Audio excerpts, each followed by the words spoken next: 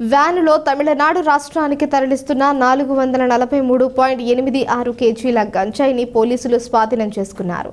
జిల్లా ఎస్పీ కార్యాలయానికి వచ్చిన సమాచారం ప్రకారం రాజానగరం మండలం దివాన్ చెరువు జాతీయ రహదారిపై 0 పాయింట్ వద్ద బొమ్మూరు పోలీసులు స్పెషల్ బ్రాంచ్ పోలీసులు తనిఖీలు చేయడం జరిగింది.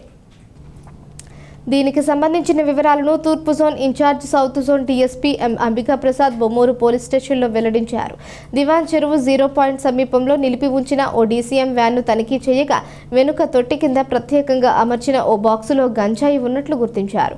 పుదుచ్చేరి ప్రాంతానికి చెందిన వ్యాన్ చోదకుడు దివాకర్ను విచారించగా మురారి వద్ద మరొక వ్యక్తితో కలిసి గంజాయిని లోడ్ చేసుకుని తమిళనాడు బయలుదేరినట్లు చెప్పాడు. గంజాయితో పాటు వ్యాను 2 చరవాణులను స్వాధీనం చేసుకుని కేసు నమోదు చేశామన్నారు. గంజాయి అమ్మకాలు వినియోగాన్ని నిరోధించడానికి అన్ని విధాల ప్రతిష్ట చర్యలు చేపడుతున్నామన్నారు. పాఠశాలలు, కళాశాలలు, నగర శివారు, నివాస ప్రాంతాలు, నదీ తీరాలు, సాధువులు ఉండే ప్రాంతాల్లో నగరంలో ఇప్పటికే గుర్తించిన పలు ప్రాంతాల ప్రాంగణంలో చిరు వ్యాపారులు, అసాంఘిక కార్యకలాపాలకు పాల్పడే వ్యక్తులపై చర్యలు చేపట్టేందుకు పోలీసింగ్ బలోపేతం చేశామన్నారు.